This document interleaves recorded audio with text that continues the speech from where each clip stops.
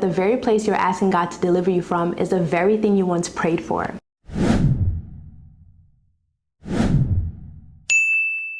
Hey everyone, welcome back or welcome to my channel. My name is Dwen Sandori, and here on YouTube I share faith-based content including powerful revelations from God, personal testimonies, and I'll even sprinkle in some lifestyle content. New videos drop every other Thursday, so if this sounds like something you are interested in, please hit the subscribe button and let's journey along together. So a few weeks ago, a sister in Christ shared the Leader's Cut with Preston Morrison's podcast episode entitled, Finishing Well Before You Begin Even Better. If you had not listened, I would encourage you to do so. The link will be in the show notes.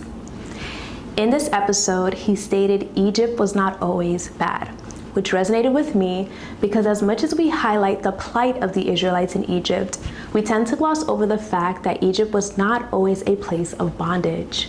At one point, it was a place of refuge, provision, and blessings for God's people. For those who are unfamiliar, in the book of Genesis, we find the story of Joseph, whose jealous brothers sell him into slavery. Joseph was taken to Egypt, where he worked in Potiphar's house, but was later falsely imprisoned. While imprisoned, Joseph interpreted dreams, which eventually led him to interpret Potiphar's troubling dreams. Impressed by his wisdom and God-given insight, Pharaoh appointed Joseph as second in command over all of Egypt, positioning him to save the nation from a severe famine. Genesis 47 verse 1 to 11 reads, Then Joseph went to see Pharaoh and told him, My father and my brothers have arrived from the land of Canaan. They came with their flocks and herds and possessions, and they are now in the region of Goshen. Joseph took 5 of his brothers with him and presented them to Pharaoh. And Pharaoh asked the brothers, What is your occupation? They replied, We are your servants, your shepherds, just like our ancestors. We have come to live here in Egypt for a while, for there is no pasture for our flocks in Canaan. The famine is very severe there, so please, we request permission to live in the region of Goshen. Then Pharaoh said to Joseph, Now that your father and brothers have joined you here, choose any place in the entire land of Egypt for them to live. Give them the best of land, let them live in the region of Goshen, and if any of them have special skills, put them in charge of my livestock too. Then Joseph brought his father Jacob, presented him to Pharaoh, and Jacob blessed Pharaoh. How old are you? Pharaoh asked him. Jacob replied, I have traveled this earth for 130 years, but my life has been short compared to the lives of my ancestors. Then Jacob blessed Pharaoh again before leaving his court. So Joseph assigned the best land of Egypt, the region of Rameses, to his father and his brothers, and he settled them there, just as Pharaoh had commanded. Joseph's family went from struggling through a severe famine in Canaan to thriving in abundance in Egypt. Things only went bad for the Israelites when a new king came into power. Exodus 1 verse 8 to 11 reads, Eventually a new king came to power in Egypt who knew nothing about Joseph or what he had done. He said to his people, Look, the people of Israel now outnumber us and are stronger than we are. We must make a plan to keep them from growing even more. If we don't, and if war breaks out, they will join our enemies and fight against us. Then they will escape from the country. So the Egyptians made the Israelites their slaves. They appointed brutal slave drivers over them, hoping to wear them down with crushing labor. They forced them to build the cities of Pithom and Rameses as supply centers for the king. Hence, Egypt was not always bad. The reason this resonated with me is because I once felt exactly how the Israelites felt, thriving and living it up in one season, and then suddenly things take a turn for the worst. Now, for those who do not know, I recently left Brooklyn and moved to Washington, D.C. For more of my testimony, please check out my previous video. The direct link will be in the show notes. The move from New York City to DC was not an easy transition because, as many of you already know, I love Brooklyn. I have family there, loads of friends, I was thriving. I had so many hopes and aspirations of what life would look like. But in the back of my mind, I always knew New York would not be my forever. So when God revealed to me that I would be moving to Washington, D.C. back in July of 2024, I was excited. And when I mean excited, I mean excited. But there was one issue. Everything was great. And when I mean great, I mean great. I love my job, I love my church, I love my apartment with my sister. I made so many friends.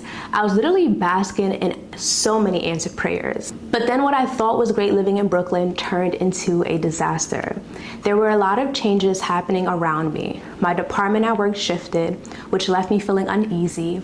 I started to feel out of place in church, and with my sister getting married, I couldn't shake the feeling that I was becoming a burden to her and her new husband, as my sister and I were still living together. God made me extremely uncomfortable in every area of my life. I thought, why is this happening? Why is this ending so abruptly?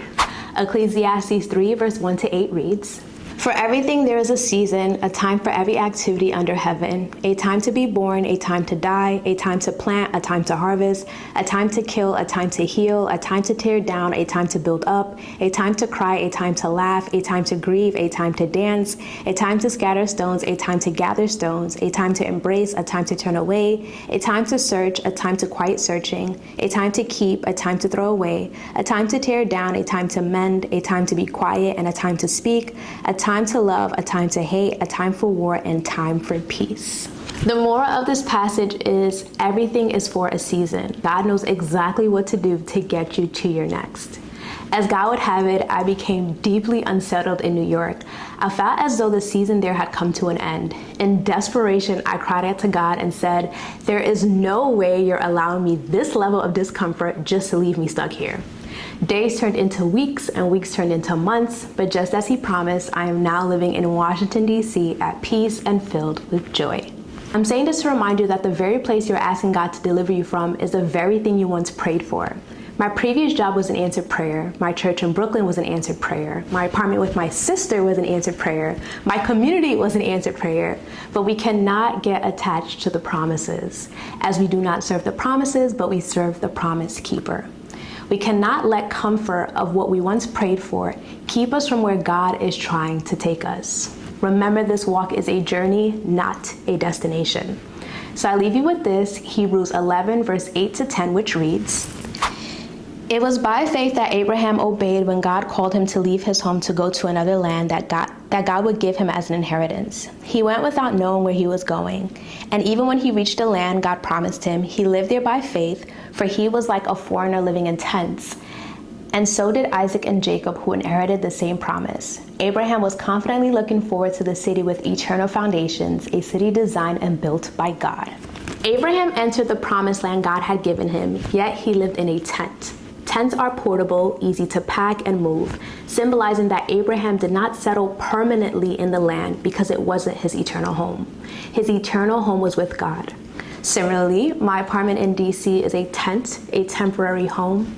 At any moment, God could call me to move elsewhere or call me to my eternal home with him.